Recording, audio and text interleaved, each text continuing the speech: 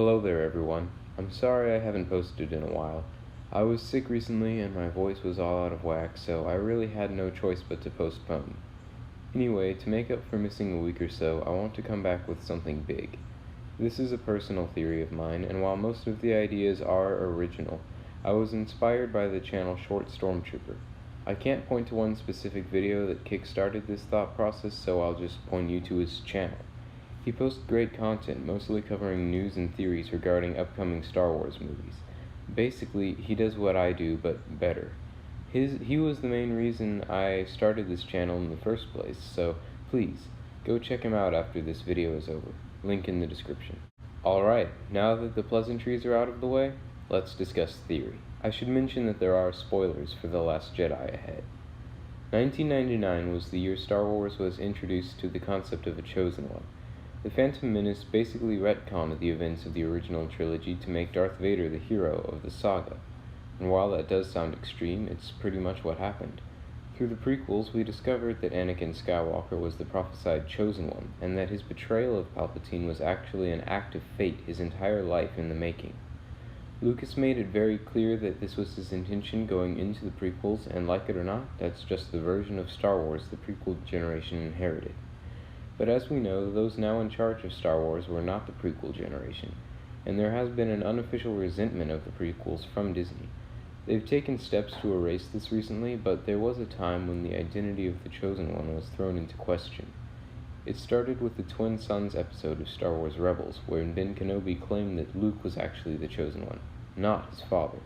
Now, I was confused by this at the time, but I figured it was just Ben's opinion, and since he witnessed Anakin's betrayal firsthand, it would make sense that he would think that. But then we found out that before his fall, Luke believed Ben Solo was the Chosen One. That struck me as very odd, since Luke witnessed the prophecy being fulfilled years earlier. Why would the galaxy need a Chosen One if the Force was already imbalanced? I was a bit confused and also kind of worried that Disney was going to retcon Anakin's greatest act because Hayden Christensen, but this whole series of events got the wheels turning. In The Force Awakens, Lor San Tekka, the old man who gave Poe the map for those not in the know, said offhandedly that without the Jedi there can be no balance in the Force. Now that's a whole different issue and possibly a video all of its own, but it raises an important point. I've always assumed that after Anakin brought balance to the Force, it was a permanent thing, but Lucas never gave a lot of detail on the subject, making it very ambiguous. Something I never noticed was that the atmosphere of the sequels feels very strained.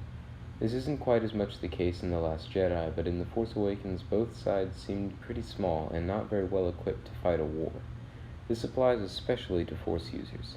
Snoke is the only one who seems to be confident in his abilities, and even he seems desperate to get Kylo to fully immerse himself in the darkness. It almost seems like the Force is at odds with itself. Snoke wants the dark side to regain its former strength, and Luke wants to restore light. I believe that balance is something that isn't easy to achieve, and what's more, is fragile. Too much pressure on either side, and all could be lost.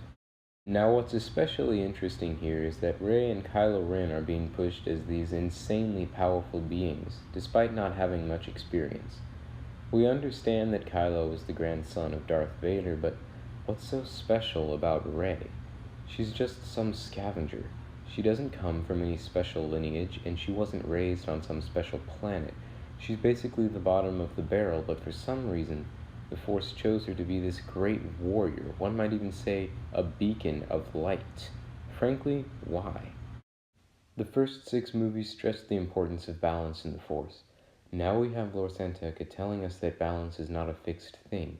But when the balance is at its most vulnerable, Rey emerges from Jakku to combat the darkness raised by Snoke and Kylo. Importantly, Rey is not the only one who experiences an awakening. Kylo made his first steps toward achieving his full potential in that movie. This is the Force Awakening.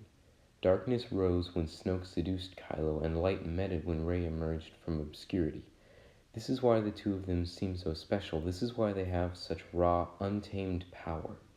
The balance brought about by Anakin lasted for a few years with little challenge, but when the Force felt said balance being threatened, it set apart 2 beings, one destined to maintain the darkness in the galaxy, and one to uphold the light. Rey and Kylo Ren, are the chosen two.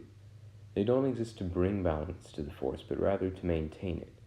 Rey won their first battle because the darkness had gained an edge through Kylo and it needed to be pushed back. In The Last Jedi, light and darkness were on more even footing, so when they faced each other in Snoke's throne room, they ended up at a stalemate. This is the relationship the Force intended them to have. It doesn't matter if they chose to live their lives as friends, enemies, or technically as lovers, but if it's true that The Last Jedi novelization is making Reylo canon, I'm gonna have to hurt somebody. The point is, in order to prevent another war between light and dark, the Force created the two of them as conduits of each form of energy respectively. They would be equally powerful to ensure that balance would remain between the two of them and between what they represent. If they choose to coexist, fine. If they choose to be enemies, neither of them will come out victorious, lest the galaxy be plunged into suffocating darkness or into blinding light. This is their destiny. They don't know it yet, but they were born with a crucial task. Anakin brought balance to the Force, but men like Luke and Snoke abused one side or the other, to the point where the Force required one or two beings to keep the balance. Maybe, originally, it was just supposed to be Ben, as Luke thought, but when he went astray, Rey came to keep him in check. After they are gone, I believe someone else will come along to carry on their mantle, be it 1 or 100 beings.